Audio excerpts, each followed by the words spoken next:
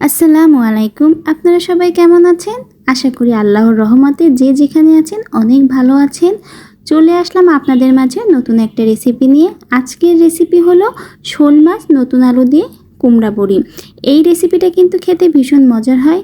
যেহেতু এখন গরম পড়েছে তো অল্প ঝাল মশলার তরকারি কিন্তু শরীরের জন্য খুবই উপকারী ও খেতেও ভালো লাগে।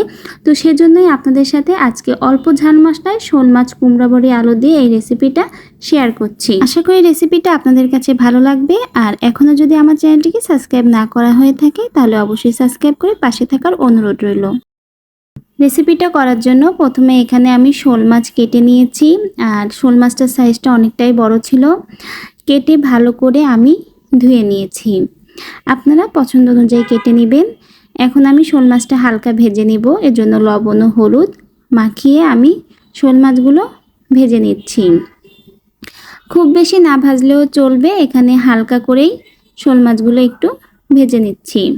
মাছগুলো ভাজা হয়ে গেলে উঠিয়ে আমি এখন কুমড়া বড়িগুলো হালকা করে অল্প একটু তেল দিয়ে ভেজে নিচ্ছি। তো যেহেতু এখন প্রচণ্ড গরম, অল্প ঝাল মশলার তরকারি খাওয়াই কিন্তু আমাদের সকলের দরকার। তো সেজন্যই অল্প ঝাল মশলায় আমি এই তরকারিটা রান্না করেছি।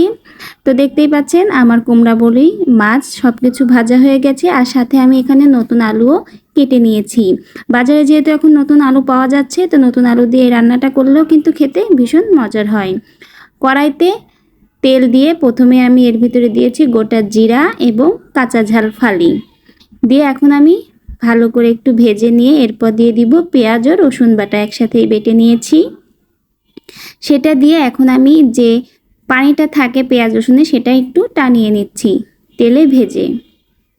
এরপর বাকি সকল মশলা আমি দিয়ে দিব হলুদ গুঁড়া, স্বাদ মতো লবণ, শুকনা ঝালের গুঁড়া এবং ধনিয়া গুঁড়া। চাইলে কিন্তু রান্নাটা আপনারা সম্পূর্ণ কাঁচা ঝাল দিয়েও করতে পারেন।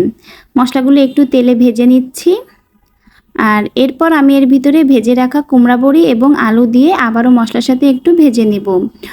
কুমড়া বড়ি একটু শক্ত থাকে, সেজন্য আগে থেকেই ভেজে নিলে অল্প ঝোলেই কিন্তু রান্নাটা হয়ে যাবে। ভেজে নিয়ে এখন আমি কষানোর জন্য অল্প একটু পানি দিয়েছি। আর যে মাছগুলো হালকা ভেজেছিলাম সেটাই এখন আমি কষানো পানির ভিতরে দিয়ে ঢাকনা দিয়ে কষিয়ে নিব। ভালো করে কষানো হলে দেখবেন তেলটা ছেড়ে দিয়েছে।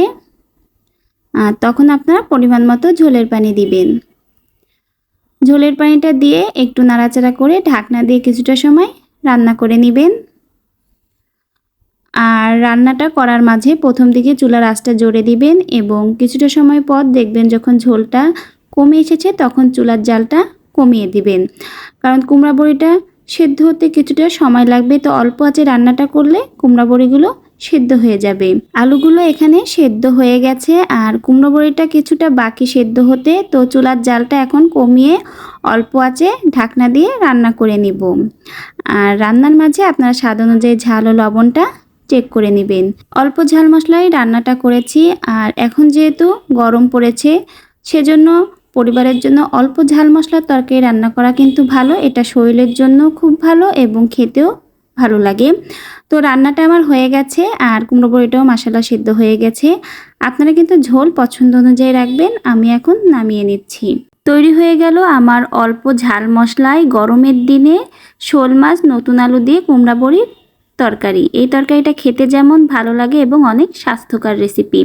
আশা করি আপনাদের কাছে ভালো লেগেছে। ভালো লেগে থাকলে ভিডিওটা লাইক করবেন। আর আমার চ্যানেলের এরকম নিত্য নতুন ভিডিও পেতে চ্যানেলটিকে সাবস্ক্রাইব করে পাশে থাকা বেল আইকনটা প্রেস করে দিবেন, যাতে আমি ভিডিও ছাড়া মাত্রই আপনার কাছে পৌঁছে যায়। ফেসবুক পেজ থেকে দেখলে অবশ্যই ফেসবুক পেজটাকেও ফলো করে দিবেন।